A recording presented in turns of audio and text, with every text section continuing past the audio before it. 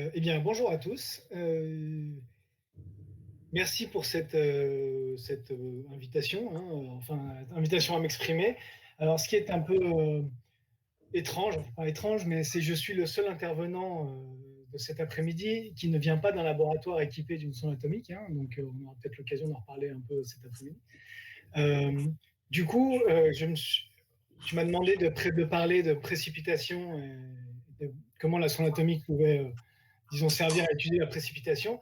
Je me suis dit que ça serait l'occasion peut-être de présenter ça avec une vision, euh, la vision de quelqu'un qui fait plutôt comme outil principal du SAXS, c'est-à-dire de la diffusion aux petits angles. Et donc, je vais essayer de montrer d'une part pourquoi nous sommes également, alors que nous n'avons pas de sonde atomique, nous sommes néanmoins des utilisateurs assez importants de sonde atomique, hein, en collaboration.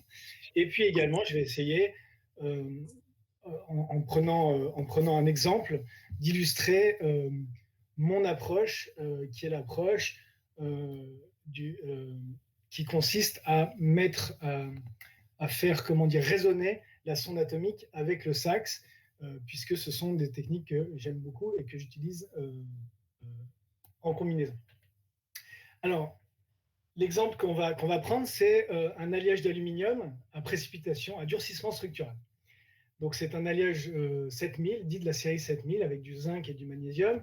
Et donc, il est durci par précipitation, c'est-à-dire qu'on va créer une solution solide qui contient du zinc, du magnésium, du cuivre, peut-être d'autres éléments. Et puis, on va la mettre en solution, le tremper, et puis on va chauffer à une certaine température, typiquement entre 100 degrés et 200 degrés. Ici, on va même faire un double palier. Bon, on va expliquer pourquoi, mais ce n'est pas très important. Ce qui est important de voir, c'est quand on fait ça, eh bien, les propriétés mécaniques ici, elles sont illustrées par la dureté, vont augmenter jusqu'à atteindre un pic, et puis elles vont diminuer à nouveau. Et si on illustre ça par des analyses de son atomique, on se rend compte qu'on va avoir l'information d'objets qui sont des précipités, qui sont enrichis en soluté, donc en zinc, en magnésium, etc. Et il va y avoir de plus en plus, ils vont être de plus en plus gros, jusqu'à avoir une taille idéale en fait pour le durcissement qui correspond au pic. Et si on va un peu trop loin, ils vont être trop gros, trop espacés, et on sera dans un état qu'on appelle survieilli, où on a moins de moins bonnes propriétés mécaniques. Alors, ça, c'était effectivement des images de son atomique, mais comme je disais, non, on n'a pas de son atomique. Et moi, typiquement, si j'avais à étudier ce type d'alliage, eh bien, je ferais plutôt du SAXS. Alors, le SAXS, c'est assez intéressant parce que c'est non destructif et donc ça permet de faire des manips in situ. Et donc, on met notre échantillon dans un four et on l'analyse in situ dans le SAXS. Et on obtient ce type de courbe, c'est-à-dire qu'on va avoir en fait une image globale de notre échantillon qu'on va affiner et qui vont nous donner une espèce de taille moyenne de nos objets. Et ici, on voit bien qu'on a leur taille qui a augmenté quand on est à 120 degrés. Ben, quand on est passé à 180 degrés, ça va augmenter même encore plus vite. Donc ça marche extrêmement bien.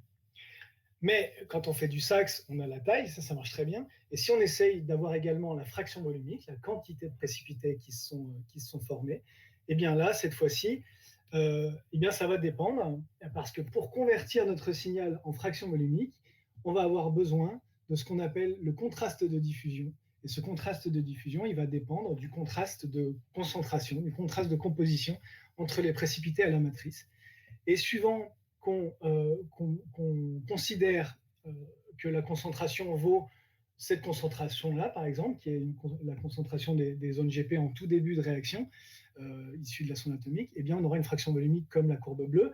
Et si on considère cette fraction volumique, et là, pour le coup, la fraction qu'on a pris en fin de réaction sur la sonde atomique, sur des états plus avancés, eh bien, on aura la courbe rouge ici. Donc les courbes rouges et courbes bleues, c'est la même courbe en réalité, issue du SAXS, mais qu'on interprète grâce aux compositions, à des compositions différentes.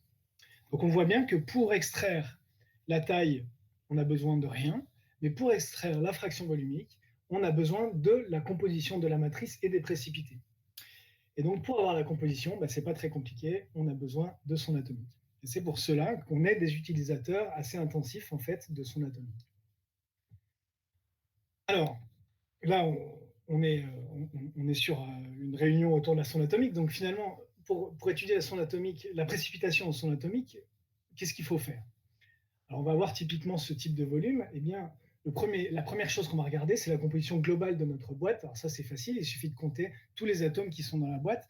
Alors on n'a même pas besoin de reconstruire, en fait, on a juste besoin de compter les atomes, il n'y a pas d'interprétation, pas de modèle, rien du tout. Donc c'est à peu près facile, moyennant les détails que nous a présenté Fred tout à l'heure. Puis, on va vouloir s'intéresser évidemment à la composition de la matrice uniquement. Alors pour regarder la matrice uniquement, là, ça commence à être un peu plus compliqué, il faut retirer les précipités. Donc pour retirer les précipités, il faut pouvoir les sélectionner. Donc soit on va utiliser des algorithmes qui sont plus ou moins complexes d'identification d'amas pour les enlever, qui ont tout un certain nombre de paramètres, qui sont assez dépendants de qui va les utiliser, de qu'est-ce qu'on cherche à trouver, etc. Ou alors on va chercher des petites boîtes qu'on va mettre entre les précipités pour trouver la composition entre les précipités, compter les atomes, mais à ce moment-là, on ne va pas utiliser toutes les données qui sont à notre disposition, c'est un peu dommage. Puis, pour avoir la composition des précipités, bah, c'est pareil. Là, cette fois, il faut enlever la matrice. Donc, à nouveau, il faut utiliser un algorithme de sélection d'amas. Ça va être éventuellement très dépendant de qui va l'utiliser, etc. Ou alors, on peut aller regarder chaque précipité dans le blanc des yeux et puis faire un profil de concentration et regarder sa concentration ou d'autres types de profils. Puis, si on veut regarder la taille des précipités, bah, à ce moment-là, de nouveau, il faut d'abord les sélectionner ou pas. Ou alors on va prendre des profils de concentration, mais alors comme on a plein de précipités lesquels on va utiliser, il faut faire des moyennes, mais comment est-ce qu'on moyenne, etc. Donc ça pose un certain nombre de questions, et chacune de ces questions, il y a un choix de paramètres très important, et puis le problème éventuellement de la pertinence statistique de ce qu'on est en train de faire, et de la façon dont on va moyenner. Donc ça, ce sont des outils qui sont utilisés tout le temps.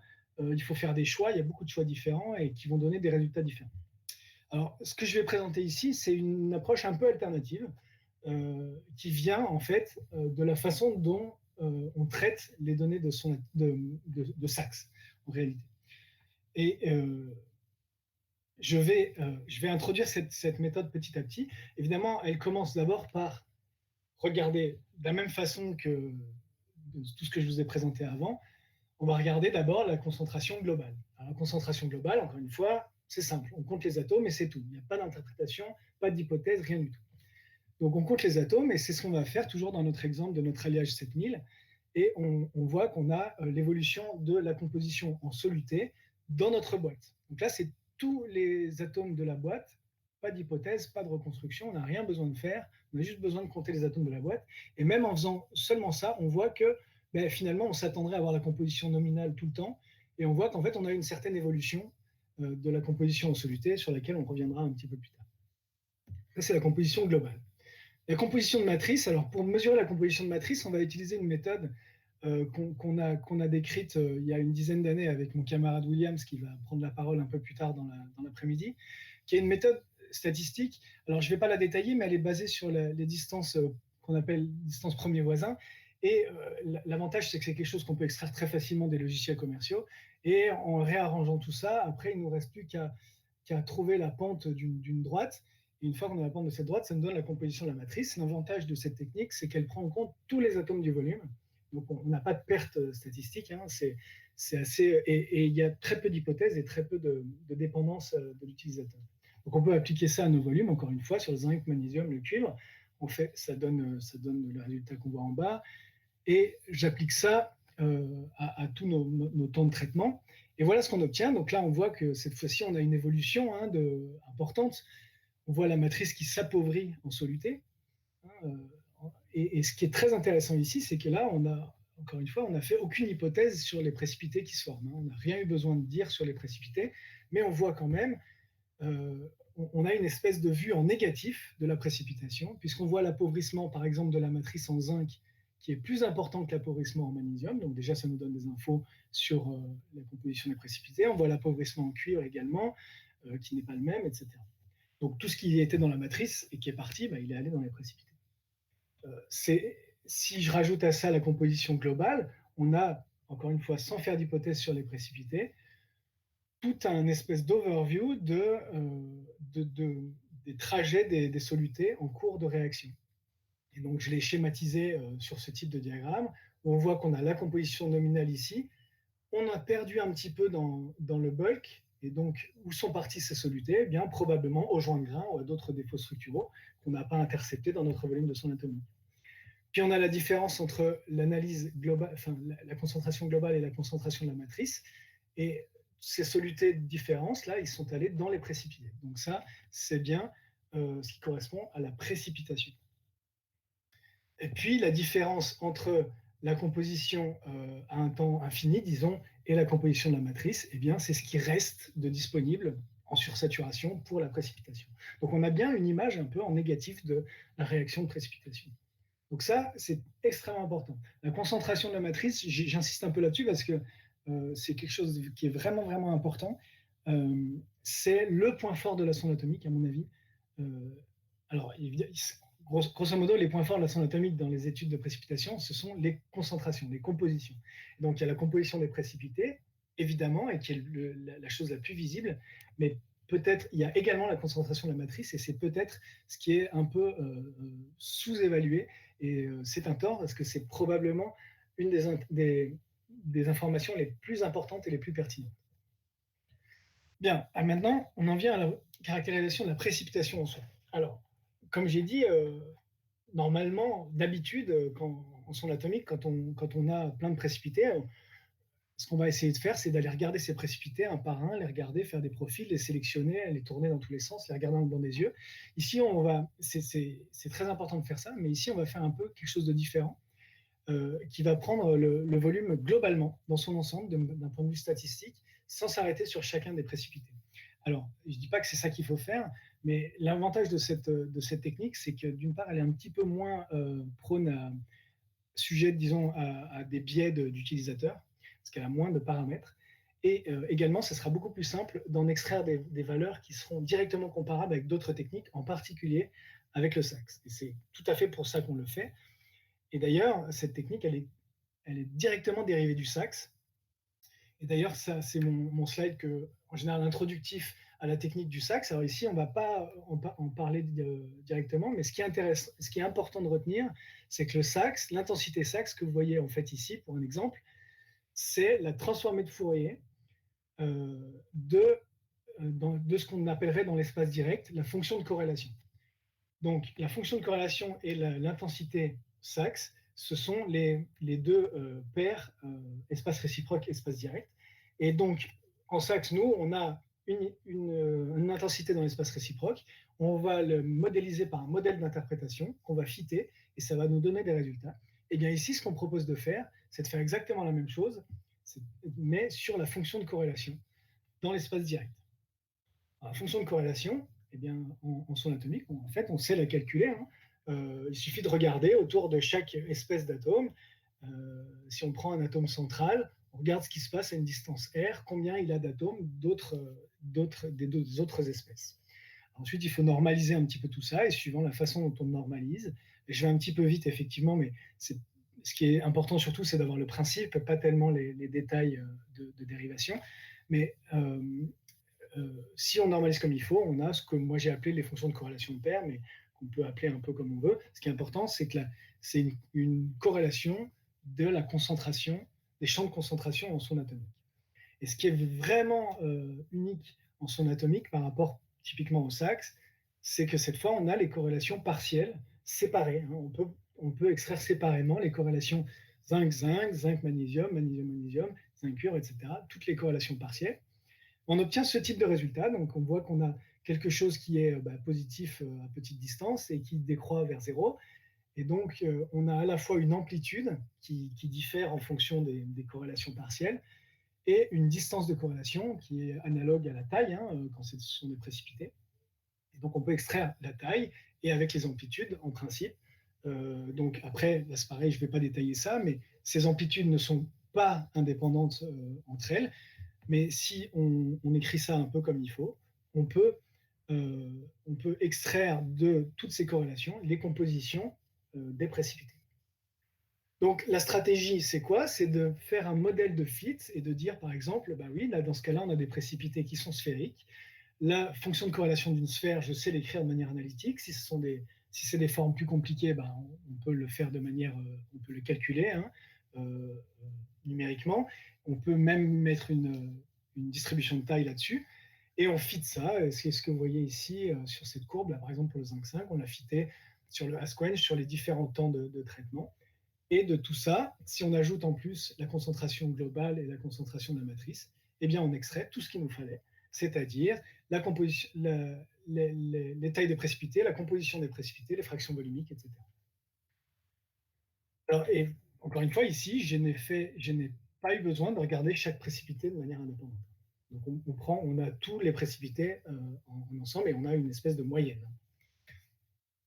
Alors, un des résultats, par exemple, c'est la concentration des précipités. Donc ça, c'est pas quelque chose que j'ai eu à introduire, c'est extrait du FIT.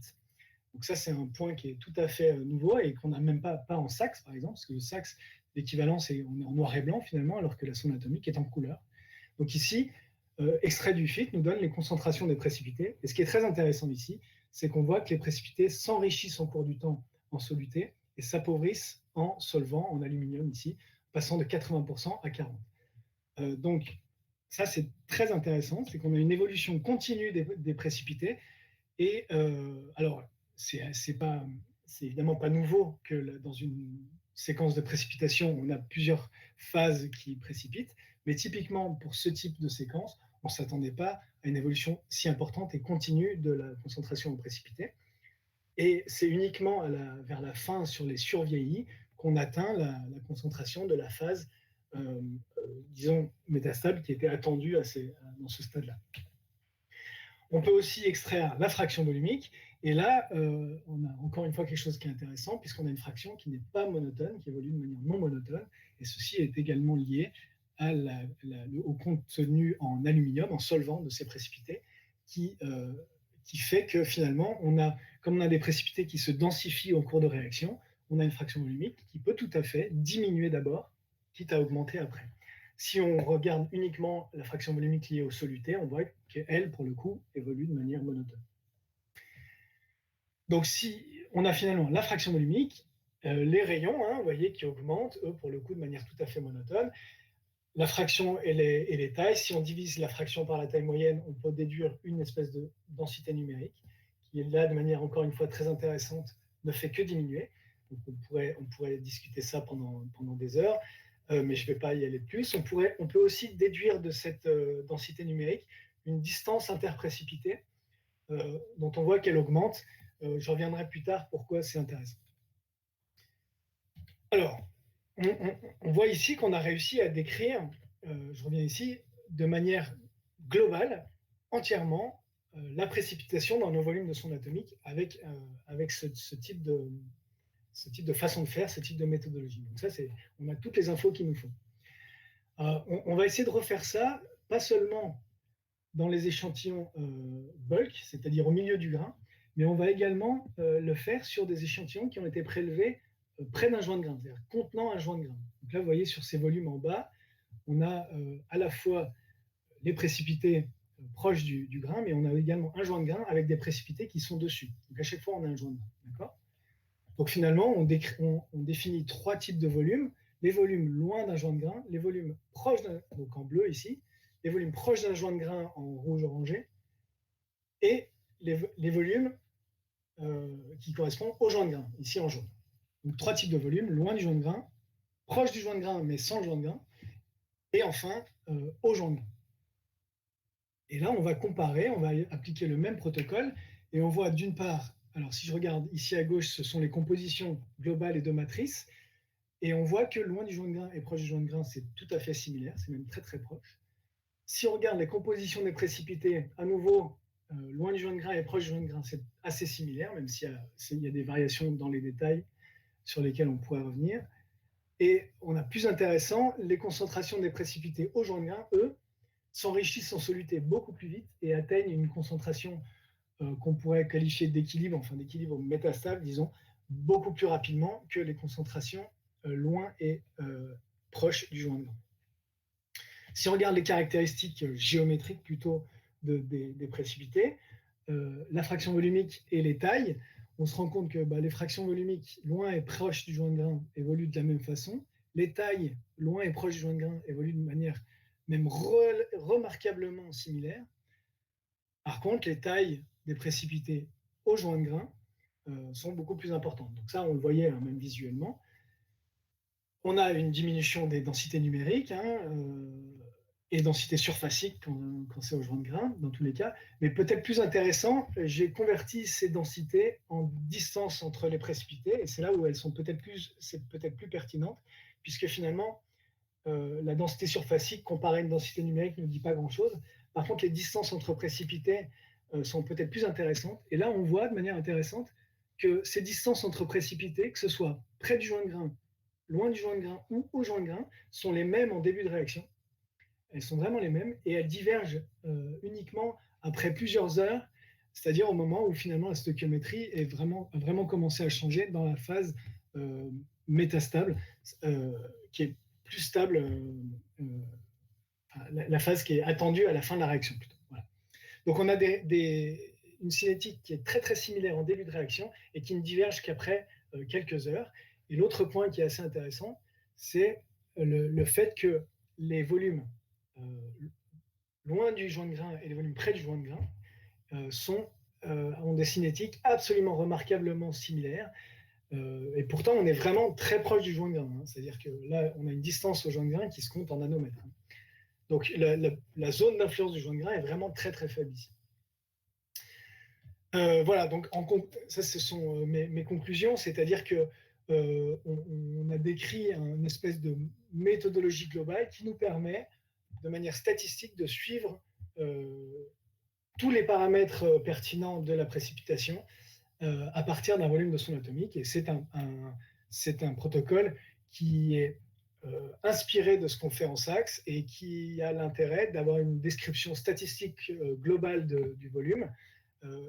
Alors c'est quelque chose qui est très intéressant parce que ça nous permet de comparer directement avec d'autres techniques. Ça a aussi ses défauts, c'est pour ça que c'est aussi intéressant d'aller regarder chacun des précipités séparément. Et voilà, et j'ai essayé d'illustrer ça avec un exemple tiré d'un alliage 7000. Je vous remercie pour votre attention et je serai ravi de répondre à vos questions si vous en avez.